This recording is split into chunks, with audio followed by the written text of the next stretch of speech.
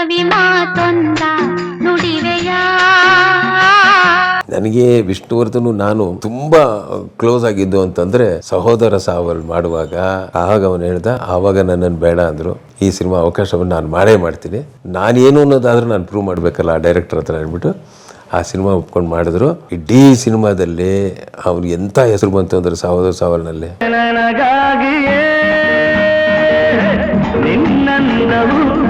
ಮೂಲ ನಾನು ಮಂಡ್ಯ, ನಾನು ಹುಟ್ಟು ಬೆಳೆದಿದ್ದು ಎಲ್ಲ ಅಲ್ಲೇನೆ, ನಮ್ಮ ಮಕ್ಕಳು ಹುಟ್ಟಿದ್ದು ಅಲ್ಲೇನೆ ಮಂಡ್ಯದಲ್ಲೇ, ಮಂಡ್ಯನೇ. ನಾನು ಸಿನಿಮಾ ಮಾಡ್ತಿದ್ದಾಗ ನನ್ನ ಮೇಲೆ ಪೇಪರಲ್ಲಿ ಬರೆದ್ಬಿಟ್ಟಿದ್ರು, ಏನು ಕನ್ನಡದಲ್ಲಿ ಡೈರೆಕ್ಟರ್ಗಳಿಲ್ವಾ, ಇವನು ಕೇರಳದಿಂದ ಕರ್ಕೊಂಡ್ಬಂದಿದ್ದಾರೆ ಜೋಸೆಮ್ಮನ್ನ, ಹೆಸರು ನೋಡಿ ಕೇರಳದಿಂದ ಕರ್ಕೊಂಡ್ಬಂದ್ಬಿಟ್ಟಿದ್ದಾರೆ ಒಬ್ಬ ಮಲಯಾಳಿ ಡೈರೆಕ್ಟರ್ನ ಜೋಸೆಮ್ಮನ್ ಅವ್ರನ್ನ, ಯಾಕೆ ಇಲ್ಲಿ ಯಾರು ಕನ್ನಡ ಡೈರೆಕ್ಟರ್ ಇಲ್ವಾ ಅಂತೇಳಿ.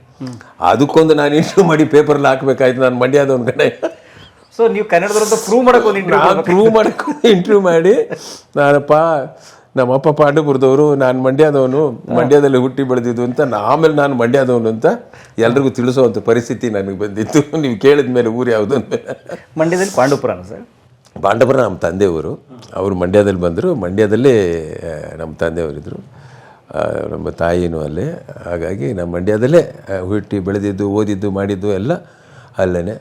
ಪ್ರೈಮರಿ ಸ್ಕೂಲಿಂದ ಮಂಡ್ಯದಲ್ಲೇ ಓದೀನಿ, ಮಿಡ್ಲ್ ಸ್ಕೂಲ್ವರೆಗೂ ನಮ್ಮ ಆತ್ಮಾನಂದ ಅಂತ ಮಿನಿಸ್ಟರ್ ಆಗಿದ್ದರು, ಆತ್ಮಾನಂದ ಮಂಡ್ಯದವರು, ಅವರು ನಾನು ಕ್ಲಾಸ್ಮೇಟು. ಆಮೇಲೆ GVK ಅಂತ ಡ್ರಾಮಾ ಇದ್ರಲ್ಲಿ ಗೊತ್ತಾ, GVK ಅವರು ನನ್ನ ಕ್ಲಾಸ್ಮೇಟು, ಜೊತೆಯಲ್ಲೇ ಓದ್ದವರು.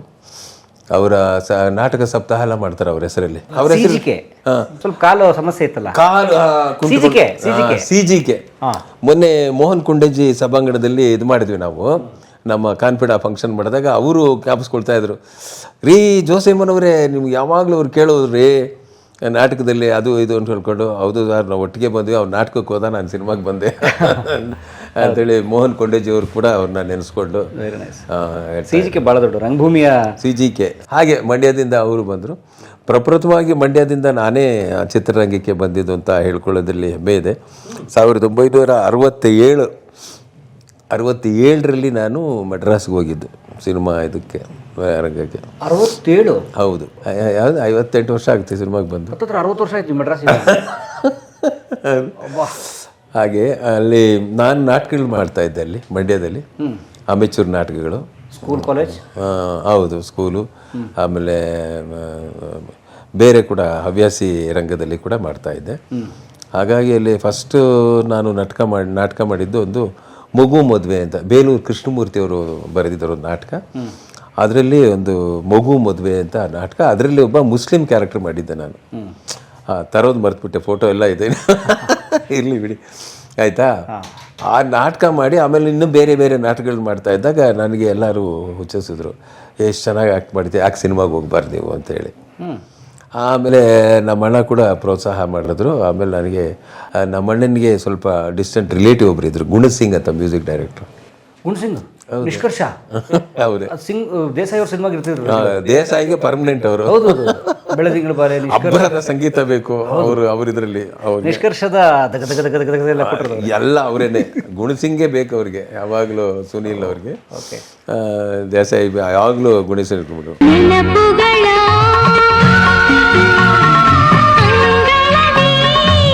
ಸೊ ನಮ್ಮಣ್ಣ ಕರ್ಕೊಂಡೋಗಿ ಚೆನ್ನೈನಲ್ಲಿ ನಮ್ಮ ಗುಣಸಿಂಗ್ ಅವ್ರ ಹತ್ರ ನೋಡಿ ಸಿನಿಮಾದಲ್ಲಿ ಆ್ಯಕ್ಟ್ ಮಾಡಬೇಕು ಅಂತ ಬಂದಿದ್ದಾನೆ ಅಂತ. ಸರಿ ಆಯ್ತು, ಇರಲಿ ಬಿಡಿ ನೋಡೋಣ ಅಂತೇಳಿ ನಾನು ನಮ್ಮಣ್ಣ ಅಲ್ಲಿ ಬಿಟ್ಟು ಬಂದುಬಿಟ್ರು. ನಾನು ಅಲ್ಲಿದ್ದೆ ಒಂದು ದಿನ. ಇದ್ದಕ್ಕಿದ್ದಾಗೆ ಬೆಳಿಗ್ಗೆ ಬೇಗನೆ ರೆಡಿ ಆಗಿಬಿಡಪ್ಪ ಅಂತಂದ್ರು ಗುಣಸಿಂಗು. ಸರಿ ಆಗ್ತೀನಿ ಅಂತ. ಗುಣಸಿಂಗ್ ಅವ್ರ ಮನೇಲಿ ಫಿಕ್ಸ್ ಆಗ್ಬಿಟ್ರಿ? ಅವ್ರ ಮನೇಲಿ ವಾಸ ಇದ್ದೆ, ಅಲ್ಲೇ ಬಿಟ್ಬಿಟ್ಟು ಹೋದ್ರು. ನೀವು 67ರಲ್ಲಿ ಮೆಡ್ರಾಸಿಗೆ ಹೋದಾಗ ಗುಣಸಿಂಗ್ ಆಗಾಗಲೇ ಸಂಗೀತ ನಿರ್ದೇಶಕರು? ಅಯ್ಯೋ, ಅವರು ಆವಾಗಲೇ ದೊಡ್ಡ ಮ್ಯೂಸಿಕ್ ಡೈರೆಕ್ಟರ್ ಆಗಿದ್ದರು, ಎಲ್ಲ ಆಗಿದ್ದರು. ನನಗೆ ನಮ್ಮ ಅತ್ತಿಗೆ ಕಡೆಯಿಂದ ಅವ್ರು ಸ್ವಲ್ಪ ಡಿಸ್ಟೆಂಟ್ ರಿಲೇಟಿವ್, ಅವರು ಚೆನ್ನಾಗಿ ಪರಿಚಯ ಇದ್ದಿದ್ದರಿಂದ ಹಿಂಗೆ ಆಸೆ ಪಡ್ತಾನೆ, ಕಳಿಸ್ಕೊಡಿ ಅಂತಂದರು. ಅವ್ರು ಹೋಗಿ ಅವ್ರ ಮನೇಲಿ ಇದ್ಬಿಟ್ಟು, ಆವಾಗ ಅವ್ರ ಮನೆ 1000 ಲೈಟ್ಸ್ ಅಂತ ಇತ್ತು. 1000 ಲೈಟ್ಸ್ ಮೌಂಟ್ ರೋಡ್ ಇದೆ ಅಲ್ಲ, ನಮ್ಮ ಚೇಂಬರ್ ಇದೆ ಈಗ, ಸೌತ್ ಇಂಡಿಯನ್ ಫಿಲ್ಮ್ ಚೇಂಬರ್, ಅದ್ರ ಹಿಂಭಾಗದಲ್ಲಿ ಒಂದು 1000 ಲೈಟ್ಸ್ ಅಂತ ಒಂದು ಏರಿಯಾ ಟೋಟಲ್. ಎಲೆಕ್ಷನ್ ಅದು ವಿಧಾನಸೌಧ ಕ್ಷೇತ್ರ, ಅದು 1000 ಲೈಟ್ಸ್. ಹೌದು, 1000 ಲೈಟ್ಸ್ ಅಂತಾನೆ ಅದಕ್ಕೆ ಹೆಸರು. 1000 ದೀಪಗಳು. ಅಲ್ಲೋಗಿ ಬೆಳಗೋದಕ್ಕೆ ಹೋಗಿದ್ದೀನಿ, 1000 ದೀಪದಲ್ಲಿ ಬೆಳಗೋಣ. ಬೆಳಿಗ್ಗೆ ರೆಡಿ ಆಗ್ಬಿಡಪ್ಪ ಅಂತ. ಆಯ್ತು ಸರ್, ರೆಡಿ ಆಗ್ತೀನಿ. ರೆಡಿ ಆಗಿಬಿಟ್ಟು ಎಲ್ಲಿಗೆ ಶೂಟಿಂಗ್ ಬಂದಿದ್ದ ಕಣೆ ನಿನ್ಗೊಂದು ಚಾನ್ಸ್ ಹೋಗ ಅಂತಂದು ಎಲ್ಲ ರೆಡಿ ಆಗಿಬಿಟ್ಟಿದೆ. ವ್ಯಾನ್ ಬಂದುಬಿಡ್ತು. ಆಮೇಲೆ ಹೋಗ ಇರು ಒಂದು ನಿಮಿಷ ಅಂತಂದ್ರೆ ಒಂದು ಫ್ಲೂಟ್ ತಕ್ಕೊಟ್ರು ಕೈಗೆ. ಯಾಕೆ ಅಂತಂದೆ, ನೀನು ತಗೊಂಡು ಹೋಗಪ್ಪ ನೀನು ಫ್ಲೂಟ್ ಅಂತ ಒಂದು ಫ್ಲೂಟ್ ಕೈ ಕೊಟ್ಬಿಟ್ಟು ನಾನು ವ್ಯಾನ್ ಹತ್ಕೊಂಡು ನೇರ ಗೋಲ್ಡನ್ ಸ್ಟುಡಿಯೋಗೆ ಕರ್ಕೊಂಡು ಹೋಗ್ಬಿಟ್ರು. ಆ ವ್ಯಾನಲ್ಲಿ ಗೋಲ್ಡನ್ ಸ್ಟುಡಿಯೋ ಹೋಗ್ಬಿಟ್ರೆ ನಾನು ಕನ್ಫ್ಯೂಷನ್ ಏನಕ್ಕೆ ಈ ಫ್ಲೂಟ್ ಯಾಕೆ ಕೊಟ್ರಪ್ಪ ನನಗೆ ಅಂತ ಯೋಚನೆ ಮಾಡ್ತಾಯಿದ್ದೆ. ಗೋಲ್ಡನ್ ಸ್ಟುಡಿಯೋಗೆ ಬಂತು, ಇಳಿದು ಎಲ್ಲರೂ ಹೋದ್ರೆ ಯಾವ ಮೇಲೆ ಬಂದ ಅಸೋಸಿಯೇಟ್ರಿಗೆ ಬಂದ ಎಲ್ಲ ಹೋಗಿ ಎಲ್ಲ ಡ್ರೆಸ್ಸಿಂಗ್ ಇದೆ ನಿಮ್ಮ ಸೈಜ್ ಏನಿದೆ ಬಟ್ಟೆಗಳು ಹಾಕೊಂಬಿಡಿ ಅಂತಂದರು. ನಾವು ಹೋದ್ವಿ, ಹಾಕ್ಕೊಂಡು ಬಂದು ಆಮೇಲೆ ನೋಡಿದ್ವಿ ಯಾರಪ್ಪ ಆರ್ಟಿಸ್ಟು ಯಾರು ಡೈರೆಕ್ಟ್ರು ನೋಡಿದ್ರೆ MGR hero, Jayalalitha heroine, Panthulu ಅವರು ಡೈರೆಕ್ಟ್ರು, BR ಪಂತುಲು ಅವರು ನಮ್ಮ ಸ್ಕೂಲ್ ಮಾಸ್ಟರ್ ಖ್ಯಾತಿಯ ಪಂತುಲು ಅವರು ಅದಕ್ಕೆ ಡೈರೆಕ್ಟ್ರು. ಸ್ವಾಮಿ ದೇವನಿ ಲೋಕಪಾಲನೆ ನಮೋತು ನಮೋಸುತೆ. ಆಮೇಲೆ ಏನಿದು ವ್ಯವಸ್ಥೆ ಗೊತ್ತಿಲ್ವಲ್ಲ ಅಂತ ಹೋದೆ. ಆಮೇಲೆ ನೋಡಿದ್ರೆ ಅಲ್ಲಿ ಒಂದು ಹಾಡು ಬರುತ್ತೆ, ವೆಣ್ಣೀರಾಣೆ ನಿರ್ಮಲ ಹಾಡ್ತಾಳೆ, ಉಣ್ಣೆ ಎಣ್ಣೆ ಎಣ್ಣೆ ಮರೆಂದೆ ಅಂದ್ಬಿಟ್ಟು ಒಂದು ಲೈನ್ ಸಾಂಗು. ಆ ಸಾಂಗದಲ್ಲಿ ಒಂದು ಫ್ಲೂಟ್ ಬಿಟ್ಟು ಬರುತ್ತೆ. ಒಂದು ಫ್ಲೂಟ್ ಬಿಟ್ಟು ಬಂದ ತಕ್ಷಣ ನಾವು ಫ್ಲೂಟ್ ಬಾರ್ಸೋ ನನಗೊಂದು ಝೂಮ್ ಆಗ್ತಾರೆ ಅವರು, ಒಂದು ಚಾರ್ಜಿಂಗ್ ಇವತ್ತಿಗೂ ಇದೆ ಅದು. ಡ್ಯೂಯೆಟಲ್ಲಿ ಅವರು ಸಾಂಗ್ ಆಡ್ತಾ ಇರ್ತಾರೆ, ಜಯಲಲಿತಾ MGR ಕೂತಿರ್ತಾರೆ, ಒಂದು ಆರ್ಕೆಸ್ಟ್ರಾ ಗ್ರೂಪ್ ಒಂದು ಕಡೆ, ಅದರಲ್ಲಿ ಸೆಂಟ್ರ್ ಫಿಗರ್ ನಾನೇ ಫ್ಲೂಟ್ ಬಾರಿಸೋನು. ಆಮೇಲೆ ಅಯ್ಯೋ ನಂಗೆ ಫ್ಲೂಟ್ ಬಾರ್ಸೋಕೆ ಬರಲ್ವಲ್ಲ ಅಂತ ನಾನು ಒದ್ದಾಡ್ತಾ ಇದ್ದೀನಿ. ಆಮೇಲೆ ಅಲ್ಲಿರೋ ಸರ್ ಫ್ಲೂಟ್ ಬಾರ್ಸೋ ಬೇಡ ಸುಮ್ಮನೆ ಆ್ಯಕ್ಟ್ ಮಾಡಿ ಸರ್, ಅಲ್ಲಿ ಮ್ಯೂಸಿಕ್ ಆಲ್ರೆಡಿ ರೆಕಾರ್ಡ್ ಆಗಿದೆ ಅಂತ ಹೇಳ್ಕೊಂಡು ಪ್ಲೇ ಮಾಡ್ತಿರ್ತಾರೆ ಅವರು. ಅವಾಗ ನನಗೆ ಧೈರ್ಯ ಬಂತು, ಇದ್ರೆ ನಾನು ಹೆಂಗೆ ಬಾರಿಸ್ಲಿ ಈಗ ಶೂಟ್ ಮಾಡ್ತಾವ್ರಲ್ಲ ಅಂತ ನಾನು. ಆಮೇಲೆ ಒಬ್ಬ ಅಸಿಸ್ಟೆಂಟ್ ಡೈರೆಕ್ಟ್ರ್ ಬಂದ, ಅಸೋಸಿಯೇಟ್ ಡೈರೆಕ್ಟ್ರು, ಯಾರು ಈ ಶರ್ಟ್ ಹಾಕೊಳ್ಳೋಕೆ ಕೇಳಿದ್ದು ಸರ್, ಅಲ್ಲಿ ಹೋಗಿ ಹಾಕ್ಕೊಳ್ಳಿ ಅಂತಂದ್ರೆ ಎಲ್ಲರೂ ಹಾಕೊಂಬಿಟ್ವಿ ಅಂತ. ಸೈಡಿಗೆ ನಿಂತ್ಕೊಳ್ಳಿ ಹಾಕೊಂಡು ಯಾರ್ದು ಕಂಟಿನ್ಯೂಟಿ ಶರ್ಟ್ ಅದು ಯಾರ್ದು ಆರ್ಟಿಸ್ಟ್ದು ಅವ್ರದ್ದು ಹಾಕೊಂಡ್ಬಿಟ್ಟಿದ್ರಲ್ರಿ, ಸೈಡಿಗೆ ನಿಂತ್ಕೊಂಡು ಕಾಣಿಸ್ಕೊಬೇಡಿ ಅದ್ರಗಡೆ ಅಂತಂದು. ಅವ್ನು ತಿರ್ಗಿ ಎಲ್ಲ ಶಾರ್ಟ್ ರೆಡಿ ಆಯಿತು. ಆ ಕ್ಯಾಮ್ರಾ ಆ ಫ್ಲೂಟ್ನವ್ನು ಎಲ್ಲಪ್ಪ ಸೆಂಟ್ರಲ್ಲಿ ನಿಲ್ಸಯ್ಯ ಬಾರಪ್ಪ ಸೆಂಟ್ರಿಗೆ ನಿಂತ್ಕೊ. ನಾನು ಮತ್ತೆ ಸೆಂಟ್ರಿಗೆ ನಿಂತ್ಕೊಳ್ಳೋದು, ಅವನು ಬಂದು ಬೈಯೋದು ಅಸೋಸಿಯೇಟ್. ಇದೊಂದು ದೊಡ್ಡ ಇನ್ಸಿಡೆಂಟು. ಫಸ್ಟ್ ಶೂಟಿಂಗ್ನಲ್ಲಿ ಇದೆ ನನ್ನ ಫಸ್ಟ್ ಬಣ್ಣ ಹಚ್ಚಿರೋದು. ಅಸೋಸಿಯೇಟ್ ಮಧ್ಯೆ ಸಿಕ್ಕೊಂಡು ನುಚ್ಚು ಯಾವಾಗ ಸೈಡಲ್ಲಿ ಹೋಗ್ತಾನೆ, ಸೆಂಟ್ರಿಗೆ ಬರೆಯ ನಿಂದೇ ಶಾರ್ಟ್ ಕಣೆಯ ಫ್ಲೂಟ್. ಈ ಥರ ನನ್ನ ಚಿತ್ರರಂಗಕ್ಕೆ ಪ್ರವೇಶ ಈ ರೀತಿ ಆಗಿತ್ತು 67ರಲ್ಲಿ. ನೀವು ಮೊಟ್ಟ ಮೊದಲು ಬಣ್ಣ ಹಚ್ಚಿ ಆ್ಯಕ್ಟ್ ಮಾಡಿ 58 ವರ್ಷ ಆಯಿತು. 58 ವರ್ಷ ಆಯಿತು. ಅಲ್ಲಿಂದ ಈಚೆಗೆ ಅಲ್ಲೇ ಒಂದಷ್ಟಿದ್ದೆ. ಆಮೇಲೆ ಮಲಯಾಳಂ ಫಿಲ್ಮ್ ಅದು ಇದು ಎಲ್ಲ ಸಣ್ಣ ಪುಟ್ಟ ಇದು ಸಣ್ಣ ಇವರು ಗುಣಸಿಂಗ್ ಹೇಳೋರು ಆಗ ಆ್ಯಕ್ಟ್ ಮಾಡ್ತಾಯಿದ್ದೆ. ಬೇಜಾರಾಗೋಯ್ತು ನನಗೆ, ಹೋಮ್ ಸಿಕ್ ಆಗೋಯ್ತು. ಮನೆಗೆ ಫೋನ್ ಮಾಡಿ ಇಲ್ಲ ಬಂದುಬಿಡ್ತೀನಿ ನಾನು ಅಂತಂದೆ. ಎಷ್ಟು ವಯಸ್ಸಿತ್ತು? 20-21 ಇರಬೇಕಷ್ಟೇ. ಅವರು ಬಂದುಬಿಡೆ. ಆಮೇಲೆ ನಮ್ಮ ಅಣ್ಣವರು ಮೈಸೂರು, ಕಲ್ಯಾಣ ಕುಮಾರು, ಪ್ರೀಮಿಯರ್ ಸ್ಟುಡಿಯೋ ಎಲ್ಲ ಕಡೆ ತುಂಬ ಇವತ್ತು ನಮ್ಮ ಅಣ್ಣನ ನೆನೆಸ್ಕೋತೀನಿ. ಸ್ವಂತ ಅಣ್ಣ ಓನ್ ಬ್ರದರ್. ಅವರೇ ನಿಮ್ಮನ್ನು ಸಪೋರ್ಟ್ ಮಾಡೋರು? ಅವರೇ, ನಮ್ಮ ಅಣ್ಣನೇ. ನಮ್ಮ ಫ್ಯಾಮಿಲಿ ಯಾರಿಗೂ ಇಷ್ಟ ಇಲ್ಲ, ನಮ್ಮ ಅಣ್ಣನಿಗೆ ಇಲ್ಲ ನಾಟಕ ಎಲ್ಲ ಚೆನ್ನಾಗಿ ಮಾಡ್ತಾನೆ, ಆ್ಯಕ್ಟ್ ಮಾಡ್ತಾನೆ ಅಂದ್ಬಿಟ್ಟು ಅವರು ಪಾಪ ಪುಷ್ ಮಾಡೋಕ್ಕೆ ಎಲ್ಲ ಕಡೆ ಕರ್ಕೊಂಡು ಓಡಾಡಿದ್ರು. ಯಾವ ಸಿನಿಮಾ ಫ್ಲೂಟ್ ಬಿಟ್ಟಿದ್ದು ಈಗಲೂ ಇದೆಯಾ? ರಹಸ್ಯ ಪೊಲೀಸ್ 115 ಅಂತ ಸಿನಿಮಾ ಹೆಸರು. ಇದೆ. ಅದೊಂದಿದೆ ಒಂದು ಝೂಮ್ ಬೀಟ್ ಇದೆ, ಶಾರ್ಟ್ ಇದೆ 1967 ಬ್ಲ್ಯಾಕ್ ಆ್ಯಂಡ್ ವೈಟಾ? ಬ್ಲ್ಯಾಕ್ ಅಲ್ಲ, ಅವರು ಕಲರ್ ಮಾಡಿದ್ರು. ಆಯ್ತಾ. ಅಲ್ಲಿಂದ ನಮ್ಮಪ್ಪ ತುಂಬ ಕೋಪ ಬಂತು, ಏನು ಸಿನಿಮಾ ಅಂತ ಹಾಳು ಮಾಡ್ತಾ ಇದ್ದಾರೆ ಅಂದ್ಬಿಟ್ಟು. ನಮ್ಮಪ್ಪ ಒಂದು ಬಾಯ್ಲರ್ ಮೆಕ್ಯಾನಿಕ್ ಆಗಿದ್ದು, rice mill boiler mechanic. Mandya ಕಡೆ ರೈಸ್ ಮಿಲ್ಲಲ್ಲಿ ಆ ಓನರು ಅಳಿಯ ಒಂದು ಪ್ರಾವಿಷನ್ ಸ್ಟೋರ್ ಇಟ್ಟಿದ್ದರು ಬಜಾರ್ ಸ್ಟ್ರೀಟಲ್ಲಿ. ನಮ್ಮಪ್ಪ ಏನು ಮಾಡಿಬಿಟ್ರು, ನನಗೊಂದು ಅಂಗಡಿ ಹಾಕ್ಕೊಟ್ಬಿಟ್ಟು ಪ್ರಾವಿಷನ್ ಸ್ಟೋರ್ ಹಾಕ್ಕೊಟ್ಬಿಟ್ರು. ಅಕ್ಕಿ ರಾಗಿ ಎಲ್ಲ ನಮ್ಮಪ್ಪ ಹಾಕೋರು. ಅವರ ಆ ಓನರ್ದು ಪ್ರಾವಿಷನ್ ಸ್ಟೋರ್ ಇತ್ತು. ಅವರು ಹೋಲ್ಸೇಲಲ್ಲಿ ವಿಕ್ಕಿದ್ದ ದಿನಸಿ ಅಂಗಡಿ ಎಲ್ಲ ಬಿಟ್ಟು ನಾನು ಅಂಗಡಿ ಓನರ್ ಮಾಡಿ ಕೂರಿಸ್ಬಿಟ್ರು. ಪಟ್ಟಣ ಕಟ್ಟಿದ್ದೆಲ್ಲ ಇವಾಗಲೂ ಬರುತ್ತೆ. ವ್ಯಾಪಾರ ಮಾಡ್ಕೊಂಡು ಕೂತಿದ್ದೆ. ಆವಾಗ ಸ್ವಲ್ಪ ಪ್ರೀಮಿಯರ್ ಸ್ಟುಡಿಯೋ ಕಡೆ ಚಟುವಟಿಕೆ ತುಂಬ ಆಯಿತು. ಪ್ರೀಮಿಯರ್ ಸ್ಟುಡಿಯೋದಲ್ಲಿ ಒಂದೊಂದೇ ಚಿತ್ರರಂಗ ಈ ಕಡೆ ಬರೋಕ್ಕೆ ಸ್ಟಾರ್ಟ್ ಆಯಿತು. ಆವಾಗ ಮದ್ರಾಸಲ್ಲಿ 100% ಕನ್ನಡ ಸಿನಿಮಾ ಅಲ್ಲೇ ಆಗ್ತಿತ್ತು. ಅಲ್ಲೇ ಗ್ರಾಜುಯಲ್ ಆಗಿ ಮೈಸೂರಿಗೆ ಬರೋಕ್ಕೆ ಶುರು ಮಾಡಿದ್ರು. ಆಮೇಲೆ ಪ್ರೀಮಿಯರ್ ಸ್ಟುಡಿಯೋಗೆ ಬಸವರಾಜ್ ಅಂತಿದ್ರು, ಪಾಪ ಅವರಿಲ್ಲ. ಆ ಸ್ಟುಡಿಯೋಗೆ ಬರೋಕ್ಕೆ ಸ್ಟಾರ್ಟ್ ಆದಾಗ ಅಯ್ಯೋ ಇಲ್ಲೇ ಇದ್ರಿ ಅಲ್ಲ, ನಾನು ಚೆನ್ನೈಗೆ ಮದ್ರಾಸ್ಗೆಲ್ಲ ಹೋಗೋದು ಬೇಕಾಗಿಲ್ವಲ್ಲ, ಇಲ್ಲೇ ಹೋಗೋಣ ಅಂತ ಭಾನುವಾರದಲ್ಲಿ ಅದು ತಪ್ಪಿಸ್ಕೊಂಡು ಹೋಗಿ ಅಲ್ಲಿ ಯಾವುದಾದ್ರು ಸಣ್ಣ ಪುಟ್ಟ ಪಾರ್ಟ್ ಮಾಡ್ಕೊಂಡು ಜೂನಿಯರ್ ಆರ್ಟಿಸ್ಟ್ ಏಜೆಂಟ್ಗಳಿದ್ದಲ್ಲ ಅವ್ರ ಹತ್ರ ಕೇಳಿಕೊಂಡು ಮಾಡ್ಕೊಂಡು ಅಲ್ಲೇ ಸ್ಟುಡಿಯೋದಲ್ಲೇ ಮಲಗಿ ಎದ್ದು ಏನೇನೋ ಮಾಡಿ ಅಂಗಡಿ ಕತೆ ಕ್ಲೋಸ್ ಆಗೋಯ್ತು, ಅಂಗಡಿ ಮುಚ್ಚೋಯ್ತು. ಅಂಗಡಿ ಫುಲ್ ಲಾಸ್, ಕಂಪ್ನಿ ಲಾಸ್ ಆಗಿ ಬೈದು ಹಾಳಾಗೋಗಿ ಎಲ್ಲೋ ಹೋಗ್ಬಿಟ್ರು. ಎಷ್ಟು ಮಕ್ಕಳು ನೀವು ಒಟ್ಟು? ಯಾರು? ನಾವು 6 ಜನ ಇದರಲ್ಲಿ, 3 ಜನ ಗಂಡು 3 ಜನ ಹೆಣ್ಮಕ್ಳು ನಮ್ಮ ತಂದೆಗೆ. ದೊಡ್ಡವ್ರ ಅಣ್ಣ ಅವರಿದ್ರು, ನಮ್ಮ ಅದಕ್ಕಿಂತ ದೊಡ್ಡವ್ರ ಅಕ್ಕ ಇದ್ದರು, ಆಮೇಲೆ ಒಂದು ಅಕ್ಕ, ಇನ್ನೊಂದು ಅಕ್ಕ, ಅದಾದ್ಮೇಲೆ ನಾನು ಆದಮೇಲೆ ನನ್ನ ತಮ್ಮ ಒಬ್ಬ, 6 ಜನ. ಹಂಗೆ ಬಾಯ್ಲರ್ ಮೆಕ್ಯಾನಿಕ್ ಆಗಿದ್ರು ಅವರು, ತುಂಬ ವೆರಿ ಫೇಮಸ್ಸು. ಬೇರೆ ಎಲ್ಲ ಮಿಲ್ಗಳೆಲ್ಲ ಕರೆಯೋರವರು ಮೆಕ್ಯಾನಿಕ್ ಆಗಿದ್ದು. ತಾವು ಓದಿದ್ದೆಲ್ಲ? ನಾನು ಮಂಡ್ಯದಲ್ಲೇ ಇಲ್ಲ, ಅದು PUC ವರೆಗೂ ಅಲ್ಲೇ ಓದಿದೆ. ಅಷ್ಟರಲ್ಲಿ 20ನೇ ವಯಸ್ಸಿಗೆ ಏನು ಓದೋಕ್ಕಾಗುತ್ತೆ, ಅಲ್ಲಿಂದ ಈ ಗೀಳು ಹಚ್ಕೊಂಡು. ಸೊ ಪ್ರಾವಿಷನ್ ಸ್ಟೋರ್ ಕ್ಲೋಸ್ ಆದಮೇಲೆ ಏನಾಯಿತು?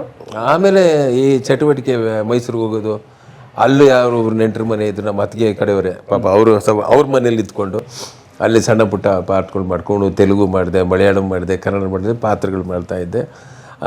ನಿರ್ದೇಶಕರು ಆಗಕ್ಕೆ ಮೊದಲು ತುಂಬ ಸಿನಿಮಾ ಮಾಡಿಬಿಟ್ಟಿದ್ದೀರಿ? ತುಂಬ ಚಿಕ್ಕ ಚಿಕ್ಕ ಪಾತ್ರಗಳು ಮಾಡ್ಕೊಂಡಿದ್ದೆ.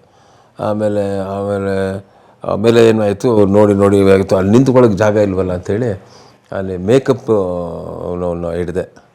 ಅವನೇನು ಮಾಡಿದೆ, ಬಾಪ ನನಗೂ ಅಸಿಸ್ಟೆಂಟ್ ಬೇಕು ಅಂದ್ಬಿಟ್ಟು ಮೇಕಪ್ ಅಸಿಸ್ಟೆಂಟ್ ಕೆಲಸ ಮಾಡಿಕೊಂಡು. ಆ ಕಾಲದಲ್ಲಿ ಮೇಕಪ್ ಅಸಿಸ್ಟೆಂಟ್ ಏನು ಅಂತಂದರೆ ಅವ್ರಿಗೆಲ್ಲ ಟ್ರೇ, ಅಲ್ಲಿ ಹೋಗಿ ಸೆಟ್ಟಲ್ಲಿ ಹಿಂಗೆ ನಿಂತ್ಕೊಂಡಿರ್ಬೇಕು ಟ್ರೇ ಹಿಡ್ಕೊಂಡು. ಅವರು ಟಚಪ್ ಅಂದಾಗ ಓಡಬೇಕು ಅವ್ರ ಹತ್ರ, ಕಲಾವಿದರ ಹತ್ರ. ಅವರು ಟ್ರೈನಲ್ಲಿ ಏನೇನು ಬೇಕೋ ಎಲ್ಲ ಗಿಳ್ಕೊಂಡು ಅಲ್ಲಿಟ್ಟು ತಿರ್ಗಾ ಹೋಗಿ ಸೆಟ್ಟಲ್ಲಿ ನಿಂತ್ಕೋಬೇಕು. ಈ ಥರ ಸುಮಾರು ವರ್ಷ ಮಾಡ್ತಾಯಿದ್ದೆ. ಆಮೇಲೆ ಈ ಜೂನಿಯರ್ ಆರ್ಟಿಸ್ಟ್ಗಳಿಗೆ ಮೇಕಪ್ ಮಾಡೋಕ್ಕೆ ಅವಕಾಶ ಮಾಡಿಕೊಟ್ರು ನನಗೆ. ಆಮೇಲೆ ಮೇಕಪ್ ಮಾಡೋದು ಕಲ್ತ್ಕೊಂಡೆ, ನೋಡಿ ಬೇಡ. ಐ ಯೂಸ್ ಟು ಮೇಕಪ್ ಮಾಡೋಕ್ಕೆ ಸೆಕೆಂಡ್ ಗ್ರೇಡ್ ಆರ್ಟಿಸ್ಟು ಜೂನಿಯರ್ಸ್ಗೆಲ್ಲ ಮೇಕಪ್ ಮಾಡೋಕ್ಕೆ ಸ್ಟಾರ್ಟ್ ಮಾಡಿದೆ. ಆಮೇಲೆ ನನಗೆ ಈ ಡೈರೆಕ್ಟ್ರ್ ಕುರ್ಚಿ ನನಗೆ ತುಂಬ ಅಟ್ರಾಕ್ಟ್ ಆಗೋಯಿತು. ಅಲ್ಲಿ ಸೆಟ್ಟಲ್ಲಿ ಏನು ತಿಂದಿದ್ದಲ್ಲ, ಅವಾಗ ನೋಡ್ತಾ ಇದ್ರಿ ಏನು ಬಂದವರೆಲ್ಲ ಇಷ್ಟು ರೆಸ್ಪೆಕ್ಟ್ ಕೊಡ್ತಾರೆ ಡೈರೆಕ್ಟ್ರಿಗೆ. ಎಲ್ಲ ಬಂದು ನಮಸ್ಕಾರ ಮಾಡ್ತಾರೆ, ಕಾಲಿಗೆ ನಮಸ್ಕಾರ ಮಾಡ್ತಾರೆ. ಅವ್ರದ್ದೇ ಫೈನಲ್ಲು. ಪ್ರೊಡ್ಯೂಸರ್ ಡೈರೆಕ್ಟ್ರ್ ಏನು ಹೇಳ್ತಾರೆ ಕೇಳೋ ಅನ್ನೋರು, ಡೈರೆಕ್ಟ್ರ್ ಏನು ಅಂತ. ಈ ಡೈರೆಕ್ಟ್ರ್ ಅಂದ್ಬಿಟ್ಟು ನನಗೆ ಆ ಡೈರೆಕ್ಟ್ರ್ ಮೇಲೆ ತುಂಬ ಕಾನ್ಸಂಟ್ರೇಟ್ ಆಗೋಯ್ತು. ಏನಪ್ಪ ಇದು, ಈ ಕುರ್ಚಿಗೆ ಎಷ್ಟು ದೊಡ್ಡ ಮಹತ್ವ ಇದೆ ನಿರ್ದೇಶನಕ್ಕೆ ಅಂತೇಳಿ ಯೋಚನೆ ಮಾಡ್ತಾಯಿದ್ದೆ. ಅಲ್ಲಿ ಈ ಓಡಾಡ್ತಾ ಅಲ್ಲಿ ಪರಿಚಯ ಆದರು ಇನ್ನೊಬ್ಬ ಮಂಡ್ಯದವರು, ಕ್ಯಾಮ್ರಾ ಅಸಿಸ್ಟೆಂಟ್ ಆಗಿದ್ದರು, ಅವ್ರು ವಿಕ್ಟರ್ ಅಂತ. ಹಿಂಗಿದೆ ಏನು ಮಾಡೋದು, ಅಲ್ಲೆಲ್ಲ ಹೋಗಿ ಕಷ್ಟ ಆಗುತ್ತೆ ಡೈರೆಕ್ಟ್ರಿಗೆ, ಕ್ಯಾಮ್ರಾ ಅಸಿಸ್ಟೆಂಟ್ ಆಗಿರೋ ನೀನು ನನ್ನ ಜೊತೆ ಬೇಕಾದ್ರೆ ಅಂತೇಳಿ ಕ್ಯಾಮ್ರಾ ಅಸಿಸ್ಟೆಂಟ್ ಆಗಿ ಮಾಡ್ತಾಯಿದ್ದೆ. ಆವಾಗ ಒಂದು ಸಿನಿಮಾ 73ರಲ್ಲೋ 72ರಲ್ಲೋ ಒಂದು ಬೆಟ್ಟದ ಭೈರವ ಅಂತ ಒಂದು ಫಿಲ್ಮ್.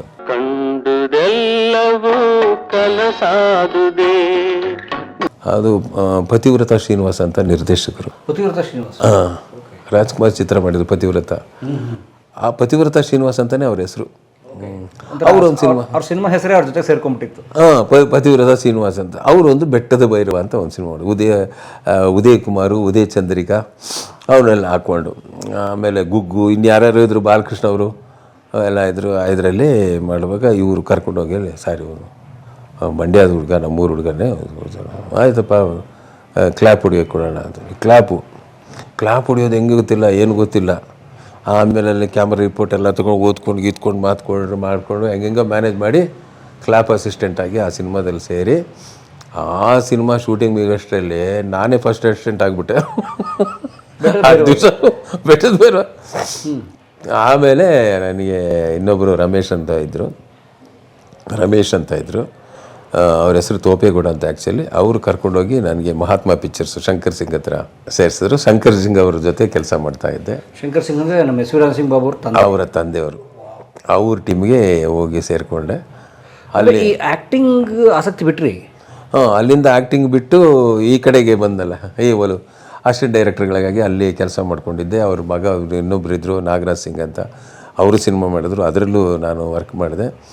ಆಮೇಲೆ ಅವ್ರ ಟೀಮಲ್ಲಿ ಮಾಡಬೇಕಾದ್ರೆ 73ರಲ್ಲಿ ರಾಜೇಂದ್ರ ಸಿಂಗ್ ಬಾಬು ಅವರು ಒಂದು ನಾಗಕನ್ಯೆ ಅಂತ ಒಂದು ಸಿನಿಮಾ ಮಾಡಿದ್ರು. ಅದೇ ಫಸ್ಟ್ ಡೈರೆಕ್ಟರ್ ಅವರು. ರಾಜೇಂದ್ರ ಸಿಂಗ್ ಬಾಬು ಅವರ ಮೊದಲ ಸಿನಿಮಾ ನಾಗಕನ್ಯೆ 1973. ಆವಾಗ ಅವ್ರು ಬೇರೆದೆಲ್ಲ ಅವರು ಮ್ಯಾನೇಜ್ಮೆಂಟ್ ನೋಡ್ಕೊಳ್ತಾ ಇದ್ರು ಕಂಪ್ನಿಯಲ್ಲಿ. ಅಷ್ಟೊತ್ತಿಗೆ ಅವರೆಲ್ಲ ತುಂಬ ಪರಿಚಯ ಆಗ್ಬಿಟ್ಟಿದ್ರು ಫ್ಯಾಮಿಲಿ. ಶಂಕರ್ ಸಿಂಗ್ ಅವ್ರ ಮನೆಯಲ್ಲೇ ಉಳ್ಕೊಂಬಿಟ್ಟೆ ನಾನು, ಕೆಳಗಡೆನೇ ಇದ್ದೆ. ಅವರ ರಾಜೇಂದ್ರ ಸಿಂಗ್ ಬಾಬು ಅವ್ರ ತಾಯಿಯವರು ಅಷ್ಟು ಚೆನ್ನಾಗಿ ಪ್ರೀತಿಯಿಂದ ನೋಡಿಕೊಳ್ಳೋ, ಊಟ ತಿಂಡಿ ಕೊಡೋರು. ಈಗ ವಿಜಯಲಕ್ಷ್ಮಿ ಸಿಂಗ್ ಅವರಿದ್ದಾರೆ, ಅವರು ನನಗೆ ಊಟ ತಿಂಡಿ ಎಲ್ಲ ಕೊಡೋರು. ತುಂಬ ಚೆನ್ನಾಗಿ ಮನೆ ಮಗನ ಥರ ನನ್ನನ್ನು ನೋಡಿಕೊಂಡ್ರು. ಎಂಟೈರು ಶಂಕರ್ ಸಿಂಗು, ಪ್ರತಿಮಾ ದೇವಿಯವರು, ಬಾಬು ಇರ್ಬೋದು, ವಿಜಯಲಕ್ಷ್ಮಿ ಸಿಂಗ್ ಅವರು. ಇವತ್ತಿಗೂ ನಾನು ಅವ್ರ ಮನೆಗೆ ಅಷ್ಟು ಕ್ಲೋಸ್ ಅಂತ, ತುಂಬ ಅವ್ರ ಮನೆಯಲ್ಲಿ ಬೆಳೆದಂಗೆ ಆಯಿತು. ಆ ಥರ ಮಾಡ್ಕೊಂಡಾಗಲೇ ಫಸ್ಟು ನನಗೆ ವಿಷ್ಣುವರ್ಧನ್ ಪರಿಚಯ ಆಗಿದ್ದು 73 ನಾಗಕನ್ಯದಲ್ಲಿ ಅವನೇ ನಾಯಕ. ನೀವು ವಿಷ್ಣು ಸರ್ ಹೋಗೋ ಬರೋ ಫ್ರೆಂಡ್ಸ್? ಯಾರು? ನೀವು ವಿಷ್ಣು ಸರ್. ಆಮೇಲೆ ಅಲ್ಲಿ ಪರಿಚಯ ಆಗಿ ಅಲ್ಲಿಂದ ಅವರು ಹೇಗೆ ಪರಿಚಯ? ಮೊದಲು ಭೇಟಿ ನೆನಪಿದೆಯಾ? ಅದು ನಮ್ಮ ರಾಜನ್ ಸಿಂಗ್ ಬಾಬು ಪರಿಚಯ ಮಾಡಿದ್ರು, ಜೋಸೆಮನ್ ಅಂತೇಳಿ ಅಸಿಸ್ಟೆಂಟಾಗಿ ಅಸೋಸಿಯೇಟ್ ಮಾಡ್ತಾ ಇದ್ದಾರೆ. ಆಮೇಲೆ ಅಲ್ಲಿ ನಾವು ಡೈಲಾಗ್ ಹೇಳ್ಕೊಡೋದು, ಚಿತ್ರೀಕರಣ ಮುಗಿಯೋಷ್ಟರಲ್ಲಿ ಸಿಕ್ಕಾಬಿಟ್ಟೆ ಅವ್ರಿಗೂ ಇಷ್ಟ ಆಗೋದು. ಏನಪ್ಪ ಯಾವಾಗಲೂ ನಗ್ನಗ್ತಾ ಇರ್ತೀಯ ಹಾಗೆ ಅಂತೇಳಿ. ನಾನು ಯಾವಾಗಲೂ ಹಾಗೇ ಇರೋದು, ನಗ್ತಾ ಹ್ಯಾಪಿಯಾಗಿರ್ತೀನಿ. ಅದಾದಮೇಲೆ ನಾಗರಹೊಳೆಯಲ್ಲೂ ಕೂಡ ಸ್ವಲ್ಪ ಕೆಲಸ ಮಾಡಿದ್ದೆ. ಹಿಂಗೆ ಪರಿಚಯ ಆಗಿತ್ತು ನನಗೆ. ವಿಷ್ಣುವರ್ಧನು ನಾನು ತುಂಬ ಕ್ಲೋಸ್ ಆಗಿದ್ದು ಅಂತಂದರೆ, ನಾನು ಸಹೋದರ ಸವಾಲು ಸಿನಿಮಾ ಮಾಡಿದೆ ನಾನು, ರಜನಿಕಾಂತ್ ಮತ್ತು ವಿಷ್ಣುವರ್ಧನ್. ವಾವ್, ನಿನಗಾಗಿ ಅಂದವು ಸಾಂಗು, ಓ ನಲ್ಲನೇ ಸವಿ ಮಾತು.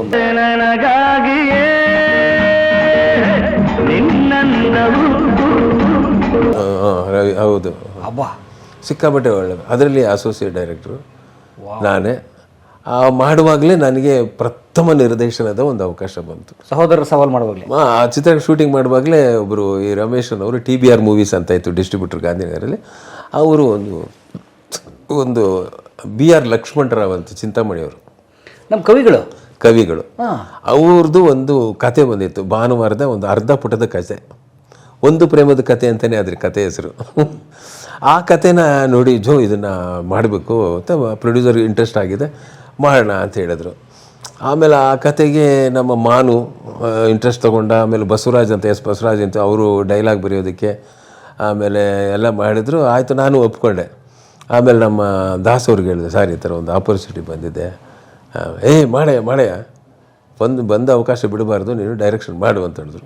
ನಿಮ್ಮ ಗುರುಗಳು ಕೆ ಸರ್ದಾಸ್ ಅವರು ಗುರುಗಳು. ಸಹೋದರ ಸವಾಲು ಅವರೇ ಡೈರೆಕ್ಟ್ರು.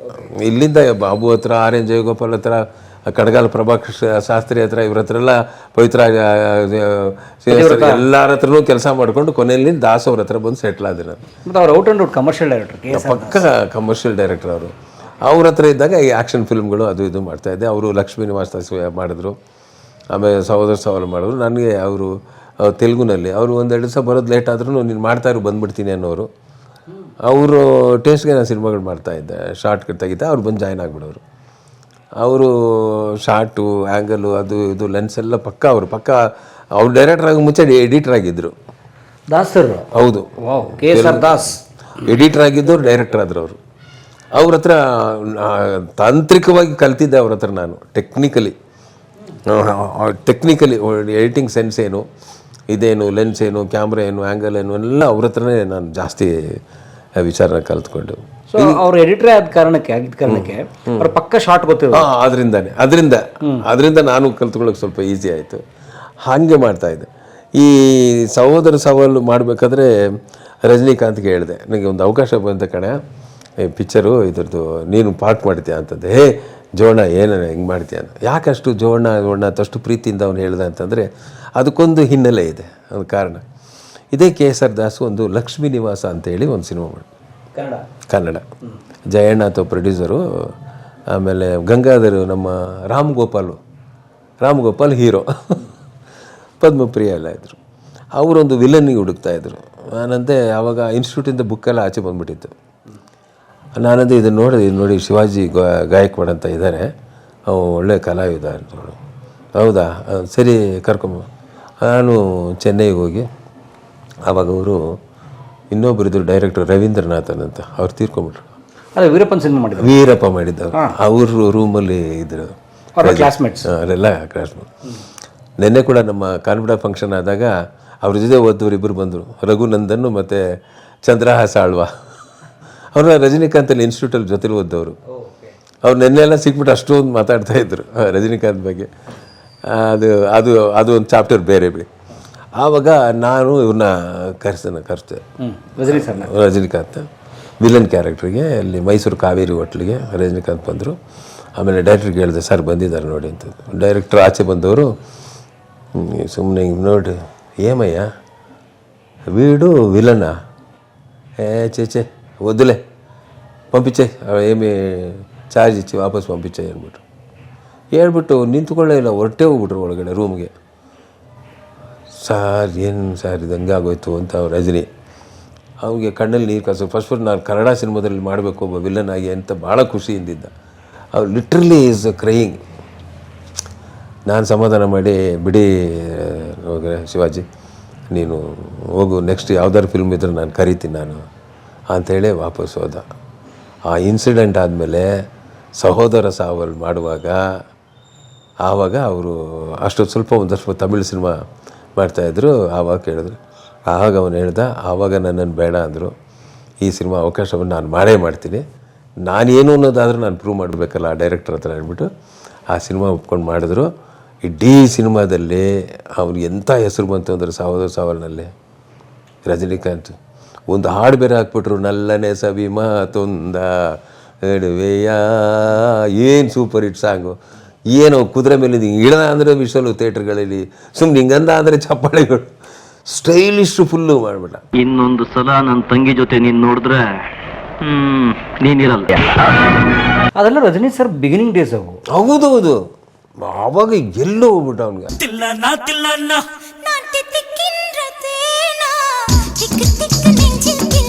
ಎಲ್ಲರೂ ಕಲಾ ಮಾಧ್ಯಮ ನೋಡಿ, ಸಬ್ಸ್ಕ್ರೈಬ್ ಮಾಡಿ, ಗಂಟೆ ಹೊಡಿ, ಅಷ್ಟೇ. ಈ ವಿಡಿಯೋ ನೋಡಿದ್ದಕ್ಕೆ ನಿಮಗೆ ತುಂಬ ಧನ್ಯವಾದಗಳು. ಪುಸ್ತಕಗಳನ್ನು ಓದು ಮನಸ್ಸನ್ನು ಅರಳಿಸುತ್ತೆ, ಬುದ್ಧಿಯನ್ನು ಚುರುಕು ಮಾಡುತ್ತೆ, ಕಾಣದ ಹೊಸ ಲೋಕವನ್ನು ಪರಿಚಯಿಸುತ್ತೆ. ಹಾಗಾಗಿ ಓದುವ ಸಂಸ್ಕೃತಿ ಹೆಚ್ಚಾಗ್ಲಿ. ಧನ್ಯವಾದ.